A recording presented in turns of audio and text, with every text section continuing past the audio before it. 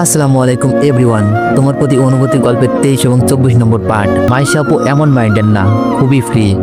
আর বিয়েটা কিভাবে হলো সবাই তো দেখলেনি। আপু রাগ করলে না হয় একটু বোঝানোর কাজে সাহায্য করবেন, যেহেতু পরিবারের কাছে সমালোচনার মধ্য দিয়ে বিয়ের কথাটা গোপন থাকাটাই ভালো হবে। বিকেলে আশা চলে যাচ্ছিল। আমি বললাম, আশা শোনো, আমি চাচ্ছি আমাদের বিয়েটা গোপন থাকুক। আশা বলল, কেন? আমি বললাম, এমনিতেই পরিবারের লোকজনের কাছে অপরাধী হয়ে আছি। বিয়েটার খবর শুনলে হয়তো কত চিন্তা করে ফেলবে। তাছাড়া আম্মু ভাবি জানলে খুবই কষ্ট পাবে। আশা বলল, আচ্ছা ঠিক আছে, কাল ভার্সিটিতে দেখা হচ্ছে, বাই। আশা চলে গেল। বিকালটা ছাদেই কাটাবো, তাই ছাদে চললাম। রিমি কফি আনতে গেছে। আমি ছাদে এক কোণে দাঁড়িয়ে ভাবছি, বিয়েটা করা কি ঠিক হয়েছে? এত ভেবে কি হবে, যা হবার তো হয়েছেই। আচ্ছা, আমার কি বাসায় যাওয়া হবে? কিন্তু কিভাবে? আমার কাছে তো ভিডিও নাই। আমার বিয়ে নিয়ে পরিবারের কত ইচ্ছা আকাঙ্ক্ষা ছিল। আমারও তো ইচ্ছা ছিল মিথিলাকে বউ করব, কিন্তু নিয়তের কি নির্মম খেলা। যাকে সবচেয়ে বেশি ভালোবেসেছি সেই আমাকে নিজের অপবাদ আমার কাঁধে দিয়ে বাসা ছাড়ালো। বাড়ির কথা মনে হলেই চোখ বেয়ে পানি চলে আসে।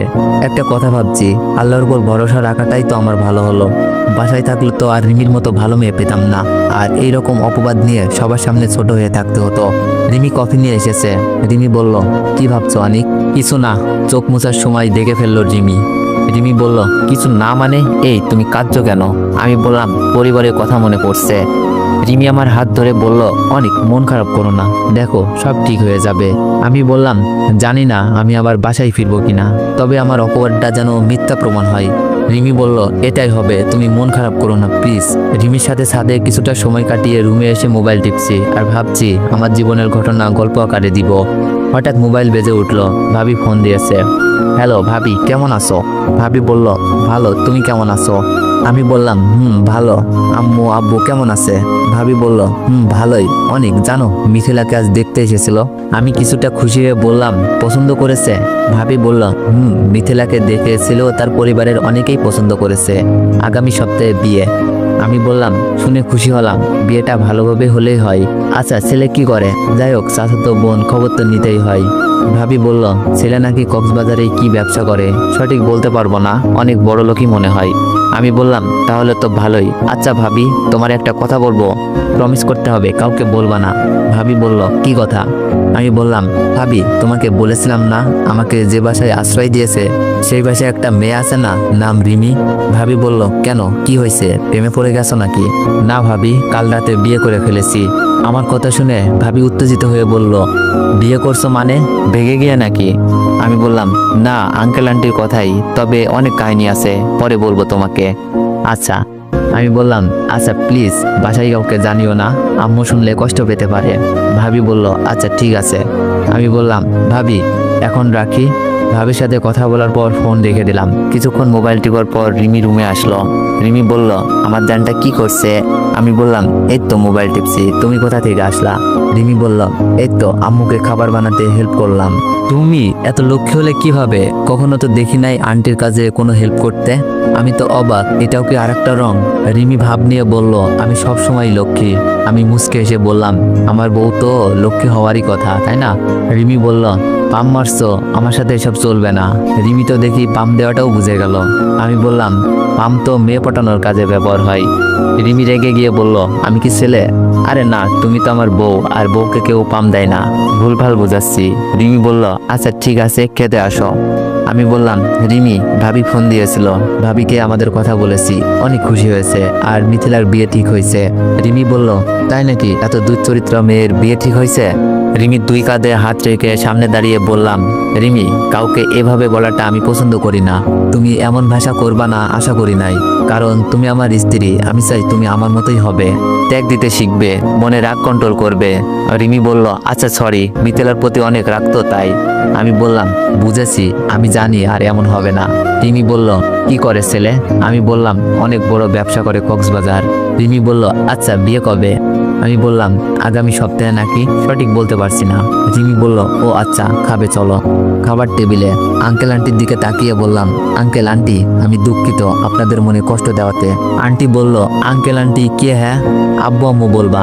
আন্টির কথা শুনে চোখের কোণে পানি জমে গেল। কতটা ভালো মানুষ হলে একটা পরিবারহীন ছেলেকে মেয়ের সুখের জন্য নিজের বাসায় রেখে বিয়ে দেয়, আর এত অল্প সময়ে রাগ না করে ভালোবাসা দিচ্ছে। যাই হোক, আব্বু আম্মুর অভাব তো দূর হবে। আমি আস্তে করে বললাম, আচ্ছা। আঙ্কেল বলল, আর আমরা মনে কোনো কষ্ট পাই নাই, আমাদের মেয়ে যাকে পেয়ে সুখে থাকবে তাকেই পছন্দ করে নিয়েছে। আমরাই প্রথম ভুল করেছিলাম, টাকা পয়সা প্রতিষ্ঠিত পাত্র খুঁজে। আসলে এইসব কখনো কাউকে সুখী রাখতে পারে না। জীবনে একজন ভালো মানুষ প্রয়োজন। আমি মনে করি রিমি সঠিক কাউকে খুঁজে নিয়েছে। আসলে আঙ্কেল আন্টিকে আব্বু আম্মু বলাটা কেমন লজ্জা লাগছিল। এখন হয়তো আগের মতো আঙ্কেল আন্টিকে বলতে পারবো না, তাই কথাও তেমন বলতে পারবো না। খাবার শেষ করে রুমে বসে বসে মনের সুখে গান গাচ্ছি, কিন্তু কি গান গাচ্ছি বলতে পারবো না। গুনগুন করছি কয়েকটা গানের সুর একসাথে। তো এভরিওয়ান, গানটা কি হতে পারে তোমরা একটু কমেন্টে বইলো তো। আমি বললাম, রিমি তোমার আব্বু কি বলেছে শুনেছো? রিমি বলল, কি বলেছে? আমি বললাম, তুমি সঠিক মানুষকে খুঁজে নিয়েছো। রিমি বলল, দেখা যাবে কতদিন সঠিক থাকেন। বিছানার এক পাশে শুয়ে বললাম, আমাকে ভালো মানুষও বলেছে। রিমি বলল, তুমি ভালো? আমি রিমির দিকে তাকিয়ে বললাম, কেন ভালো না? রিমি বলল, না খুব পচা, আমার ঘুম ভেঙে দাও তুমি, আর এমন করবা না ওকে, যা কিছু হয়ে যাক। যদি ওয়াশরুমে যেতে হয়? রিমি বলল, যাবা, আমার ঘুম না ভাঙলেই হলো।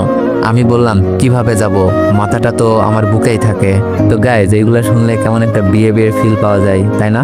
রিমি বলল, এটা পার্মানেন্টলি আমার, ওকে। এভাবে কেটে যাচ্ছে খুনসুটি, রাগ, অভিমান, ভালোবাসা। রিমি আমাকে অনেক কেয়ার করে। কাল মিথিলার বিয়ে, বাসায় থাকলে হয়তো আমি আনন্দটা করতাম, কিন্তু এখন আনন্দ করার জন্য কেউ নেই। পরিবারের লোকজনের মন ভালো নেই। বিয়েটা হয়তো সাদামাটাই হবে। আজ মাইশা আপু এসেছিল, মিথিলার বিয়েতে নাকি যাবে, আমিও নাকি একসাথে যেতে হবে। কিন্তু আমার যে ওই বাড়িতে যাওয়া মানা। মিথিলার সাথে এমন কিছু ঘটেছে, মাইশা আপু তো কিছুই জানে না, শুধু বলেছে চাচাতো বোনের বিয়েতে যাবে না।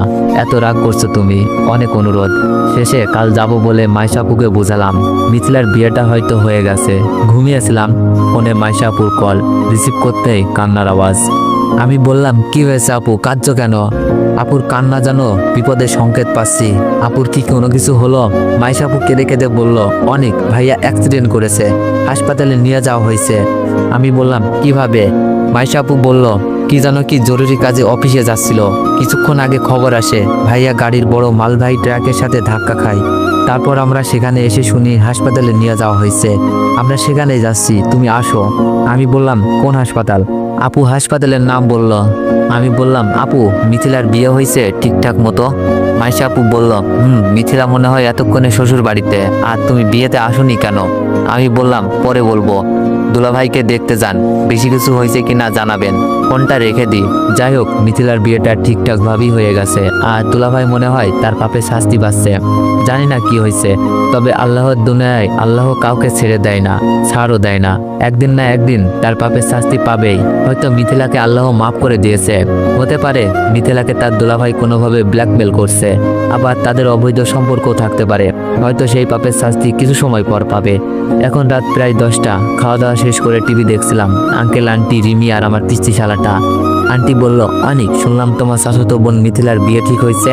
আমি বললাম, জি আন্টি, বিয়েটা ঠিকঠাক মতোই হয়েছে, কিন্তু মিথিলার দুলাভাই অ্যাক্সিডেন্ট করেছে। কি অবস্থা বলতে পারছি না। রিমি বলল, ও আচ্ছা, সুমি আপুর কাছে ফোন দাও। আমি বললাম, ভাবছি। আঙ্কেল বলল, দুলাভাই তার পাপের শাস্তি পাচ্ছে অনেক, তোমাকে বাসা থেকে বের করছিল না, দেখবে মানুষগুলোর কি হাল হয়। আমি বললাম, জি আঙ্কেল।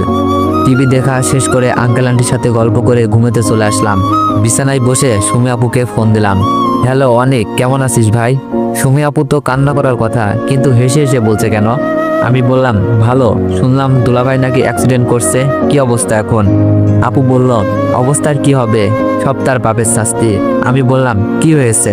সুমি আপু বলল, পা দুটো ভেঙে গেছে, ডাক্তার বলেছে একেবারে অকেজ, আর কোনোদিন হাঁটতে পারবে না। আমি অবাক হয়ে বললাম, আপু তোমার তো কান্না করার কথা, কিন্তু তুমি এভাবে হেসে হেসে বলছো কেন? সুমি আপু হঠাৎই কেঁদে দিয়ে বলল, ভাই কান্নার কথা বলছিস? এই লোকটা মরে গেলেও যে আমার চোখে পানি আসবে না। এই লোকটা আমার আদরের ভাইকে বাসা ছাড়া করেছে, আর ভাই দেখিস মিথিলাও তার পাপের শাস্তি পাবে। আমি বললাম, কেঁদো না আপু, আমি সবাইকে মাফ করে দিয়েছি, আমি চাই আল্লাহ মাফ করুক।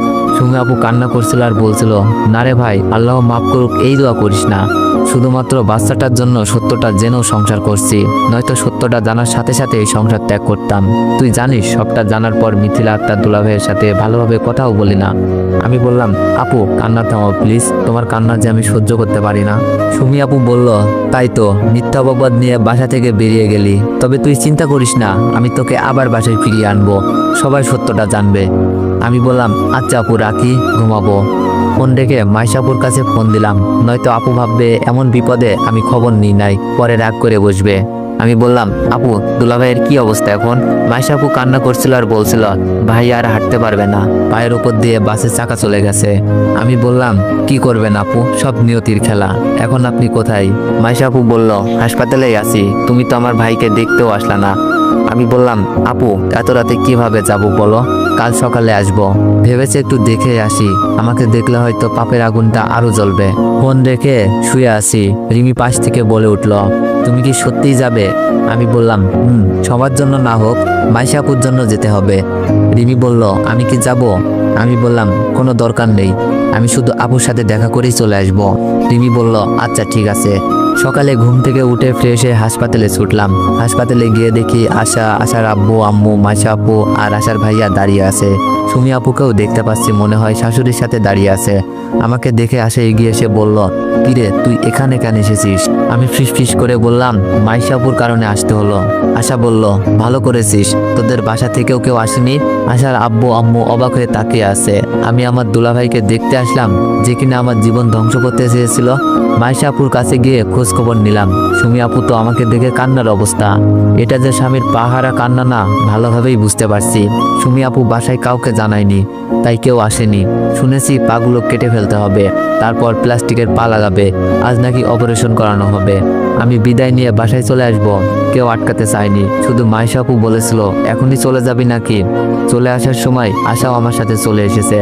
রিকশায় বসে বাসার দিকে যাচ্ছি। আশা বলল, অনেক ঠিক আছে, আল্লাহ কাউকে ছাড় দেয় না। তুমি হয়তো নিজে কিছু করতে চাওনি, কিন্তু আল্লাহ ঠিকই তার পাপের শাস্তি দিয়েছে। আমি বললাম, হয়তো। আশা বলল, হয়তো না, এটাই ঠিক। আমি বললাম, হৃদয় ভাইয়ার সাথে তোমার কথা হয়? আশা বলল, আসলেই হৃদয় ভাই আমাকে অনেক ভালোবাসে। আমি বললাম, দেশে আসবে কবে, কিছু বলেছে? আশা হাস্যোজ্জ্বল মুখ নিয়ে বলল, না এখনই আসবে বলে মনে হয় না, বলেছে বাসায় বিয়ের কথা চললে নাকি জানাতে, তখনই আসবে আর আমাকে নিয়ে যাবে। আমি বললাম, তাহলে তো অনেক ভালো। আশা বলল, আমি বললাম, কিন্তু আশা তুমি জানো, আগে তো ভাবতাম আঙ্কেল আন্টি আমাকে আশ্রয় দিয়েছে আর আমার যাওয়ার কোনো জায়গাও নাই, কিন্তু এখন না, এখানে থাকতে ভালো লাগে না, মনে হয় যেন ঘর জামাই থাকছি। আশা বলল, ও এই ব্যাপার, তাহলে রিমিকে নিয়ে একটা ফ্ল্যাট নিয়ে থাকো। আশা কি না ভেবেই বলল। আমি বললাম, কিন্তু এত টাকা পাবো কোথায়? রিমির আব্বুর অফিসে চাকরি করে পাই 30,000 টাকা, আমার পড়ালেখা, ফ্ল্যাট ভাড়া, গ্যাসের বিল, বিদ্যুৎ বিল, খাওয়া সবকিছু মিলে কি সম্ভব বলো? আশা বলল, এটাও তো ভেবে দেখি নাই। আমি বললাম, আচ্ছা পরে কথা হবে, বাসায় চলে আসছি। আশা বলল, আচ্ছা। আশাকে নামিয়ে দিয়ে বাসায় চলে আসলাম। ফ্রেশ হয়ে এসে রুমে এসে দেখি রিমির হাতে শরবতের গ্লাস। রিমি শরবতের গ্লাস এগিয়ে দিয়ে বলল, কি ব্যাপার, এত জলদি চলে আসলে? গ্লাসটা হাতে নিয়ে বললাম, শুধু মাইশা আপুর সাথে দেখা করতে গিয়েছিলাম। রিমি বলল, ও আচ্ছা। শরবত খেয়ে শরীরে যেন সকল ক্লান্তি দূর হয়ে গেল। রিমির হাতে লেবুর শরবতের তুলনা হয় না। আর কিছু পারুক আর না পারুক, এটা রিমি ভালোভাবেই পারে। আমি বললাম, রিমি তোমার সাথে আমার একটা কথা আছে। রিমি বলল, কি কথা বলো? আমি বললাম, রিমি আমার না এখানে থাকতে ভালো লাগছে না, নিজেকে ঘর জামাই মনে হচ্ছে। রিমি বলল, কে শিখিয়ে দিয়েছে এইসব? ফিস করে বললাম, আমার অডিয়েন্সরা। রিমি বলল, কি বললে? আমি বললাম, না মানে বিয়ের পর তো মেয়েরা শ্বশুর বাড়ি যায়, আর আমি উল্টা শ্বশুর বাড়িতে আছি। রিমি বলল, আমার শ্বশুর বাড়ি থাকলে আমিও যেতাম, আর তুমি এখানে থাকবে না তো কোথায় থাকবে? আমি বললাম, চলো না আমরা কোথাও ভাড়া থাকি। রিমি বলল, কি বলছো তুমি? কত টাকা বেতন পাও? মাত্র 30,000 টাকা। এই টাকা দিয়ে কি চলা সম্ভব? আমি বললাম, একটু কষ্ট হবে, কিন্তু আমরা ঠিক পারবো। রিমি বলল, এখন এইসব চিন্তা বাদ দাও, যখন বড় চাকরি করবা আর আমি আমার স্বপ্ন পূরণ করব, তখন না হয় অন্য কোথাও যাব। এখন একটু কষ্ট করে থেকে যাও সোনা। কথাটা কিন্তু ঠিক, এখানে থেকে যে সুযোগ সুবিধা পাচ্ছি, নিজেরা চলতে গেলে হয়তো খেয়ে বাঁচতেই সমস্যায় পড়বো। আর রিমির লেখাপড়ার অনেক খরচ, আমারটা আমি চাকরির টাকাতেই চালিয়ে নিচ্ছি, কিন্তু রিমিরটা, তবে একটু বেতন বাড়াতে পারলে যাওয়া যায়। রিমি না হয় আঙ্কেলের টাকায় লেখাপড়া করলো, আমি নিজের টাকায় নিজের ভাড়া বাড়িতে। আমি বললাম, আচ্ছা ঠিক আছে। রিমি বলল, খেতে আসো, খাবার সময় হয়ে গেছে। আমি বললাম, আসছি। খাবার খেয়ে রুমে এসে শুয়ে আছি। কাল থেকে ভার্সিটি যাব, অনেকদিন যাওয়া হয়নি। সারাদিন নানা চিন্তা আর রাতে রিমির সাথে রোমান্স করতেই কেটে যায়। সকালে ফ্রেশ হয়ে ভার্সিটিতে গেলাম, রিমি আমার সাথেই। ভার্সিটিতে এসে রিমির ইচ্ছা ছাড়া কোনো কিছুই করতে পারছি না। তো আমার অডিয়েন্স যারা আছো তারা ভুলেও ভাই আগে বিয়ে শাদী কইরো না ভাই, পড়ালেখা শেষ করার পরে কইরো, নাইলে কিন্তু এই সমস্যায় পড়বা। ফ্রেন্ড সার্কেলও বাধা, রাহুল, ফাহিম, ইভা, আশা এছাড়া অন্য কারোর সাথে কথা বলার নিষেধ। ক্যাম্পাসে বসে সবাই আড্ডা দিছিলাম, পিছন থেকে কে যেন মেয়ে কণ্ঠে ডাক দিল, এটা অনিক না? মেয়েটি বলল, হাই অনিক, কেমন আছো? এদিক দিয়ে তো রিমির চোখে আগুন, সাথেই বসা ছিল রিমি। তো এভরিওয়ান, নেক্সট পার্ট খুব শীঘ্রই আসবে। আর যারা যারা এখনো চ্যানেলে নতুন আছো সবাই একটু সাবস্ক্রাইব করে দিও। ধন্যবাদ। আমার প্রশ্ন, তাহলে কি রিমি আমার সাথে শুধু টাইম পাস করছে? কিন্তু রিমির ভালোবাসায় এমন কিছুই তো দেখি নাই।